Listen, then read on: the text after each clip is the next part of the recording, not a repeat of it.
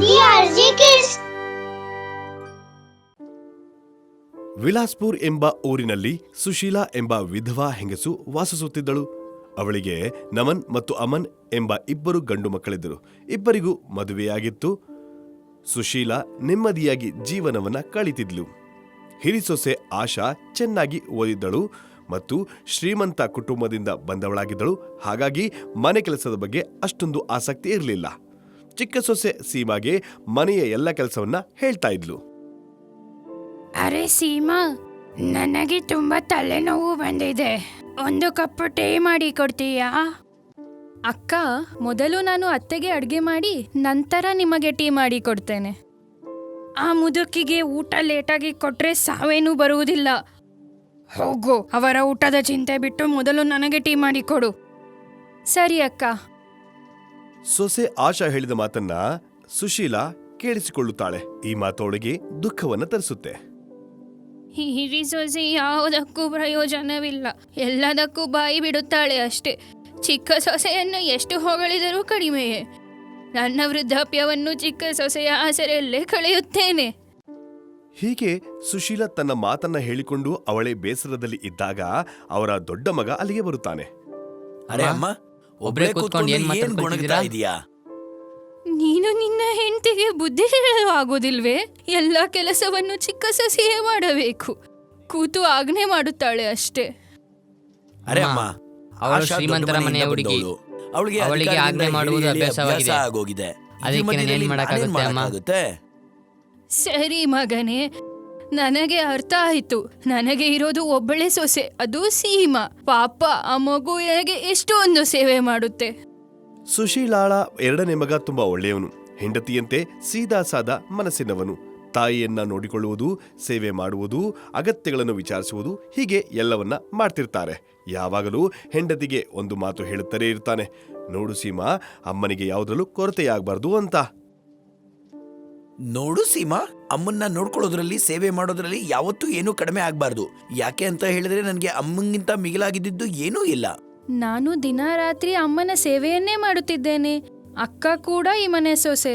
ಆದ್ರೆ ಅಕ್ಕನಿಗೆ ಮನೆಯ ಚಿಂತೆಯೂ ಇಲ್ಲ, ಅಮ್ಮನ ಚಿಂತೆಯೂ ಇಲ್ಲ. ಅವ್ರ ವಿಚಾರ ಬಿಡು ಸೀಮಾ, ಅವ್ರಿಗೇನ್ ಅನ್ಸುತ್ತೋ ಅದನ್ನ ಮಾಡ್ಕೊಂಡು ಹೋಗ್ಲಿ. ಹೀಗೆ ಇಬ್ಬರು ಸಮಾಧಾನ ಮಾಡಿಕೊಳ್ಳುತ್ತಾರೆ. ಆದರೆ ಒಂದು ದಿನ ಸೀಮಾ ಒಬ್ಬಳೇ ಇರಬೇಕಾದ್ರೆ ಒಂದು ಕನ್ನಡಿ ಮುಂದೆ ನಿಲ್ಲುತ್ತಾಳೆ. ಕನ್ನಡಿ ಮುಂದೆ ನಿಂತಿರಬೇಕಾದ್ರೆ ಇದೇ ಸಮಯಕ್ಕೆ ಸರಿಯಾಗಿ ಅವನ ಗಂಡ ಅಲ್ಲಿಗೆ ಬಂದೇ ಬಿಡುತ್ತಾನೆ. ಮುಂದೆ, ಸೀಮಾ, ನೀನೇನು ಮಾಟಗಾತಿನಾ? ಇಲ್ಲ ರೀ, ನಾ ಏಕೆ ಮಾಟಗಾತಿ ಆಗ್ಲಿ? ನಾನ್ ನಿಮ್ಗೆ ಯಾವ ರೀತಿಯಲ್ಲಾದ್ರೂ ಮಾಟಗಾತಿಯಾಗಿ ಕಾಣ್ತೀನಾ? ಸುಮ್ಮನೆ ಇರೋ, ಮಾಟಗಾತಿ ನೀನು. ನಾನು ಕನ್ನಡಿಯಲ್ಲಿ ನೋಡ್ದೆ ನಿನ್ನನ್ನ. ಈ ಸುಳ್ಳು ಹೇಳೋದು, ಕಾರಣ ಕೊಡೋದನ್ನ ಬಿಟ್ಟು ಬಿಡು. ಹೀಗೆ ಗಂಡನ ಮಾತನ್ನ ಕೇಳಿ ಅಳಲು ಶುರು ಮಾಡ್ತಾಳೆ. ಮತ್ತೆ ಸತ್ಯವನ್ನು ಹೇಳದೆ ಬೇರೆ ಯಾವ ದಾರಿಯೂ ಅಲ್ಲಿ ಇರುವುದಿಲ್ಲ. ಹೌದು, ನಾನು ಒಬ್ಳು ಮಾಟಗಾತಿ.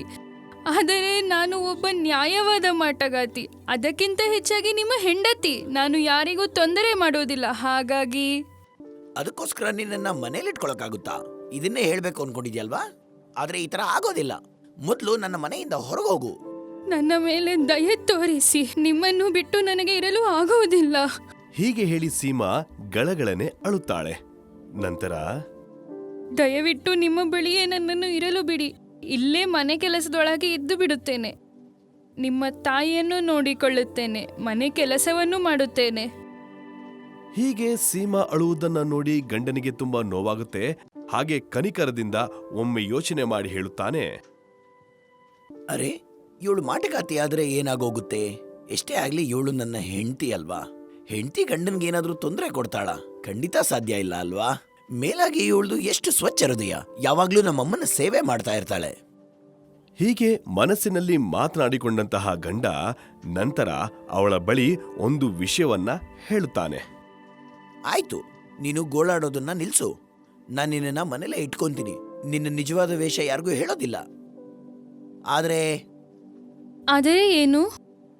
ಆದ್ರೆ ನೀನ್ ಯಾವತ್ತೂ ನನ್ನ ಹತ್ರ ಬರಬಾರ್ದು. ಮತ್ತೆ ನನ್ನ ಜೊತೆ ನೀನೆಲ್ಲೂ ಹೊರಗಡೆನೂ ಬರಬಾರ್ದು. ಸರಿ ರೀ, ನಿಮ್ಮ ಇಷ್ಟದಂತೆ ಆಗ್ಲಿ. ಗಂಡ ಹೇಳಿದಂತೆ ಸೀಮಾ ಅವನ ಷರತ್ತುಗಳನ್ನ ಒಪ್ಪಿಕೊಳ್ಳುತ್ತಾಳೆ. ಹಾಗೆ ಇನ್ಮೇಲೆ ಗಂಡನ ಹತ್ತಿರ ಸುಳಿಯೂ ಕೂಡ ಸುಳಿಯುವುದಿಲ್ಲ. ನಂತರ ಅತ್ತೆಯ ಬಳಿಯೇ ಇರುತ್ತಾಳೆ. ದಿನವಿಡೀ ಅತ್ತೆಯ ಸೇವೆಯನ್ನ ಮಾಡುವುದು ತನು ಮನದಿಂದ. ಹಾಗೆ ಅತ್ತೆಯ ಬೇಕು ಬೇಡಗಳನ್ನ ನೋಡ್ಕೊಳ್ತಾಳೆ.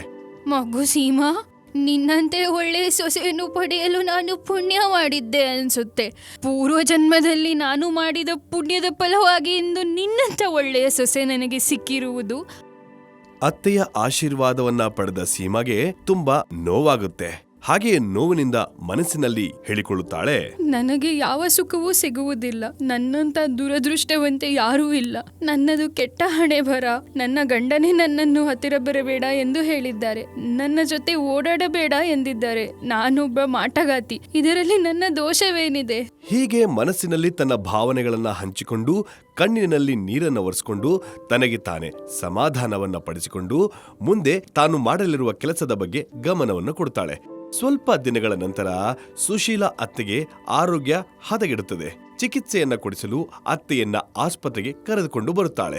ವೈದ್ಯರು ಚಿಕಿತ್ಸೆ ನೀಡುವ ಮೊದಲೇ ಹಣವನ್ನ ಕಟ್ಟಬೇಕು ಎಂದು ಹೇಳುತ್ತಾರೆ. ಇದರಿಂದ ಸೀಮಾಗೆ ತುಂಬಾ ಕೋಪ ಬರುತ್ತದೆ. ಕೋಪ ಬಂದು, ನೀನ್ ನಿಜವಾಗ್ಲೂ ಡಾಕ್ಟರಾ? ನನ್ನ ಅತ್ತೆ ಹುಷಾರಿಲ್ಲದೆ ಸಾಯುವ ಸ್ಥಿತಿಯಲ್ಲಿದ್ದಾರೆ. ಏನಾಗಿದೆ ಎಂದು ನೋಡಿ ಅವರಿಗೆ ಚಿಕಿತ್ಸೆ ನೀಡುವ ಬದಲು ಮುಂಚೆಯೇ ಹಣ ಕಟ್ಟಬೇಕು ಎಂದು ಹೇಳುತ್ತಿದ್ದೀಯಾ? ನಿನಗೆ ನಾನು ನರಳಿ ನರಳಿ ಸಾಯುವ ಶಿಕ್ಷೆಯನ್ನು ನೀಡುತ್ತಿದ್ದೇನೆ. ಹೀಗೆ ಇರಬೇಕಾದ್ರೆ ಸ್ವಲ್ಪ ಸಮಯದ ನಂತರ ಸುಶೀಲಾರ ಮಗ, ಸೊಸೆ ಎಲ್ಲರೂ ಕೂಡ ಒಟ್ಟಿಗೆ ಆಸ್ಪತ್ರೆಗೆ ಬರುತ್ತಾರೆ. ಬಂದು ಸೀಮಾನ ಈ ಅವತಾರವನ್ನು ನೋಡಿ ಭಯ ಪಡುತ್ತಾರೆ.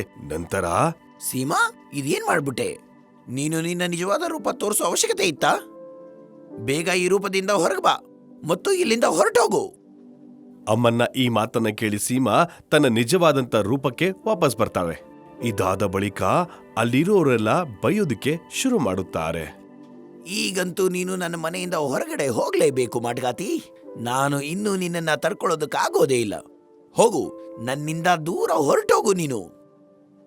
ನನ್ನ ಸೊಸೆ ಎಲ್ಲಿ ಹೋಗೋದಿಲ್ಲ. ಅವಳು ಮಾಟಗಾತಿಯಾಗಿಯೂ ಸಹ ನಿಮಗಿಂತ ಎಷ್ಟು ಉತ್ತಮಳು. ಅವಳು ಮಾಟಗಾತಿಯಾದರೂ ಒಳ್ಳೆಯ ಮನಸ್ಸಿದೆ, ಉತ್ತಮ ವ್ಯಕ್ತಿತ್ವವಿದೆ. ಆದರೆ ನೀವೆಲ್ಲರೂ ಮನುಷ್ಯರೇ ಆದರೂ ನಿಮ್ಮಲ್ಲಿ ಸ್ವಲ್ಪವೂ ಮನುಷ್ಯತ್ವವೇ ಇಲ್ಲ. ಸುಶೀಲಾರ ಈ ಮಾತನ್ನ ಕೇಳಿ ಎಲ್ಲರಿಗೂ ಕೂಡ ನಾಚಿಕೆಯಾಗುತ್ತದೆ. ನಾಚಿಕೆಯಿಂದ ತಲೆ ತಗ್ಗಿಸುತ್ತಾರೆ. ಸೀದಾ ಅಳುತ್ತಾ ಅಲ್ಲಿಂದ ಹೊರಗೆ ಹೋಗುತ್ತಾಳೆ. ಆದರೆ ಅಲ್ಲಿ ಒಬ್ಬ ಸಾಧು ಬರುತ್ತಾರೆ. ಸಾಧು ಬಂದು ಒಂದು ಮಾತನ್ನ ಹೇಳುತ್ತಾರೆ. ನಿಂತ್ಕೋ ಮಗಳೇ, ನೀನೆಲ್ಲೂ ಹೋಗ್ಬೇಕಾಗಿಲ್ಲ. ನಿನ್ನಂತ ಒಳ್ಳೆ ಮನಸ್ಸಿರೋರು ಯಾವತ್ತೂ ಮಾಟಗಾತಿ ಆಗೋದಕ್ಕೆ ಸಾಧ್ಯನೇ ಇಲ್ಲ. ನಾನು ಈಗಲೇ ನಿನ್ನನ್ನ ಈ ಶಾಪದಿಂದ ಮುಕ್ತಿ ಮಾಡ್ತೀನಿ. ಹೀಗೆ ಹೇಳಿ ಸಾಧು ತನ್ನ ಮಂತ್ರಶಕ್ತಿಯಿಂದ ಅವಳ ದೇಹದಲ್ಲಿ ಇದ್ದ ಮಾಟಗಾತಿ ರೂಪವನ್ನ ಶಾಶ್ವತವಾಗಿ ತೆಗೆದು ಬಿಡುತ್ತಾರೆ. ನಂತರ ಎಲ್ಲರಂತೆ ತನ್ನ ಗಂಡ ಹಾಗೂ ಮನೆಯವರ ಜೊತೆ ಸಂತೋಷವಾದ ಜೀವನವನ್ನ ನಡೆಸುತ್ತಾರೆ.